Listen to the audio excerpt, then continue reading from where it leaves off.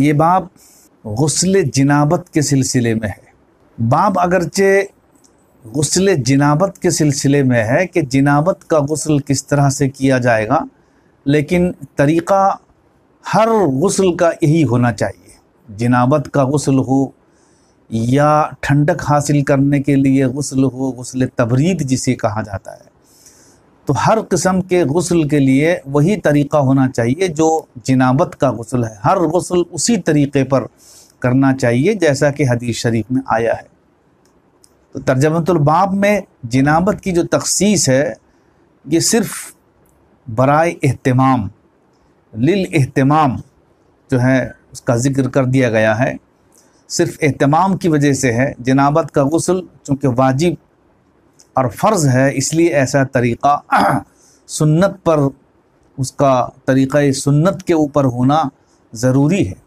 तरीक़ा गुस्ल ये है कि पहले हाथ धोए गट्टों तक, सबसे पहला काम कि गट्टों तक हाथ धोया जाए। दूसरा काम अपनी शर्मगाह धोए, फ़र्ज को धोए, आगे की भी और पीछे की भी, अगरचे नापाकी नहीं है फिर भी धो ले, क्योंकि महल जगह गंदगी का है। तीसरे नंबर में काम यह है कि नमाज वाला वज़ू करे, वज़ू अहू लिस्सलाह, यतवज़्ज़उ वज़ू अहू लिस्सलाह, नमाज वाला वज़ू करे। तो पैरों के धोने के सिलसिले में कुछ हजरात की राय यह है कि धो ले, मुकम्मल वज़ू करे, क्योंकि हज़रत आयशा रदी अल्लाह ताला अन्हा की रिवायत में पैर का इस्तिस्ना नहीं है। आप जो रिवायत फरमाती हैं उसमें आपने पैर का इस्तिस्ना नहीं फरमाया है। हज़रत मैमूना रदी अल्लाह ताला अन्हा की रिवायत में पैर का इस्तिस्ना है, और उसमें तावील हो सकती है कि आप सल्लल्लाहु अलैहि वसल्लम ने मुकम्मल वज़ू तो फरमा लिया, मगर बाद में जो पैर धोया वो वज़ू का नहीं था बल्कि गुस्ल का था। ये तावील हो सकती है, मगर अक्सर अहनाफ की राय ये है कि अगर पानी जमता हो, जैसा कि इसके पहले भी अर्ज़ किया गया है कि गुस्ल खाने में अगर पानी जमता है तो उस वक्त में पैर धोने की ज़रूरत नहीं है, और जब पानी नहीं जमता है तो पैर धो ले, तो मुअख्खर करे। पानी अगर जमता है तो पैर धोने को मुअख्खर करे, वरना नहीं। चौथा काम यह है कि सर में अगर ज़्यादा बाल है तो बालों की जड़ों को तर करे, यही हाल दाढ़ी का भी है। और पांचवा काम यह है कि उसके बाद पूरे बदन में पानी बहाए 3 मरतबा। अब इतने काम कर लेने से गुस्ल मुकम्मल हो गया। अगर किसी ने गोता लगाया या सारा जिस्म बारिश की वजह से भीग गया तो हज़रत इमाम मालिक रहमतुल्लाह अलैह और इमाम मुज़नी रहमतुल्लाह अलैह के अलावा गुस्ल का तहक्कुक हो गया।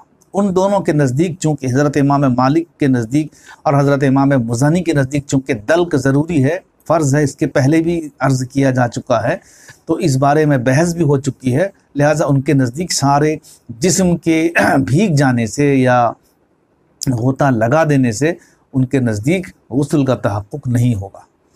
युशर्रिबु का जो लफ्ज़ आया है हदीस शरीफ में, ये बाब तफ़ील से भी है और बाब इफ़ाल से भी है। युशरिबु भी पढ़ सकते हैं और युशर्रिबु भी पढ़ सकते हैं। तो इसका माना बालों के जड़ों को भिगाना है, तर करना है, यानी पानी पिलाना है। इस सिलसिले में इत्तिफाक है कि गुस्ल के बाद दोबारा वज़ू नहीं करना चाहिए, क्योंकि गुस्ल के ज़िम्न में जो वज़ू हो गया बस वही वज़ू उसके लिए काफ़ी है, दोबारा उसके लिए वज़ू करना नहीं है। तिबरानी की एक रिवायत में वईद आई है, लेकिन अगर नहाते नहाते वज़ू टूट गया तो दोबारा वज़ू करना ज़रूरी है। दूसरा मसला, अगर गुस्ल में वज़ू नहीं किया तो गुस्ल के बाद वज़ू ज़रूरी नहीं, गुस्ल के ज़िम्न में वज़ू हो गया, अब नमाज पढ़ सकता है। तो अब इस पर एतराज़ है, जब गुस्ल के ज़िम्न में वज़ू का तहक्कुक हो जाता है तो शुरू में वज़ू करने की क्या हिकमत है, क्योंकि गुस्ल के ज़िम्न में तो वज़ू का तहक्कुक हो जाता है। अब इब्तिदा में और शुरू में वज़ू करने की ज़रूरत नहीं। अक़ल ये कहती है इसमें क्या, कौन सी हिकमत है? जवाब यह है कि गुस्ल से पहले जो वज़ू किया जाता है उसका नमाज से कोई ताल्लुक़ नहीं है, उसकी हिकमत दूसरी है। एक हिकमत यह है कि जब जिमा के बाद गुस्ल किया जा रहा हो तो अगर पहले से वज़ू नहीं किया जाएगा तो रिएक्शन का ख़तरा है क्योंकि जिमा के बाद बदन का ऊपरी सतह गर्म हो जाता है। अगर वज़ू न किया जाए तो उसकी गर्मी को दूर अगर न किया जाए तो बड़ी ख़राबी है। ये हिकमतों में से एक हिकमत है। तो इस वज़ू का ताल्लुक़ नमाज से नहीं है। एक दूसरी चीज़ ये है कि ये सुन्नत है, क्योंकि हदीस में आ गया है कि वज़ूअहु लिस्सलाह, कि वो नमाज के लिए जिस तरह से वज़ू करता है, तो वहाँ नमाज पढ़ने के लिए वज़ू नहीं, बल्कि वहाँ इतना बताना है कि जिस तरह से मुकम्मल तौर पर वो उसी तरह से वज़ू करे जैसे नमाज के लिए वज़ू करता है। इसमें बहुत सारी हिकमतें हैं। एक हिकमत का तज़किरा तो हुआ, दूसरी हिकमत इसमें यह है कि वज़ू में जब उंगली में जब हाथ धोता है तो जब पोरुए में तराहट आती है, तो उस तराहट की वजह से, उसमें ठंडक की वजह से पूरे हाथ का अंदरूनी तर हो जाता है, यानी यानी ठंडा महसूस करने लगता है, ठंड हो जाता है।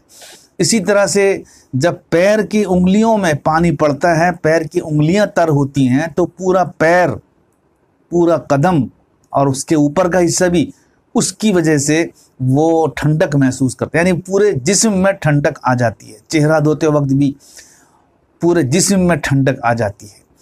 तो ये एक बड़ी हिकमत है कि ठंडक हासिल किए बगैर अचानक उसके ऊपर पानी डाल दिया जाए, क्योंकि अगर वज़ू नहीं किया जाएगा, अचानक उसके ऊपर पानी डाला जाएगा, तो जो गर्माहट जिमा की वजह से, जो अपनी बीवी के साथ हमबस्तरी किया है, उसकी वजह से पूरे बदन में जो गर्माहट आ गई है, अचानक उसमें अगर ठंडक पड़ जाती है, बगैर वज़ू किए हुए अगर फ़ौरन अपने जिस्म के ऊपर पानी डाल देता है, तो उसके लिए बड़ी ख़राबी है, सेहत के लिए भी बड़ी ख़राबी है और बीमारियों का ख़तरा भी है। इसलिए ये सब हिकमतें हैं। तो इन हिकमतों की वजह से वहाँ पहले गुस्ल से पहले वज़ू करने को शरीयत ने कहा है। अल्लाहु आलम।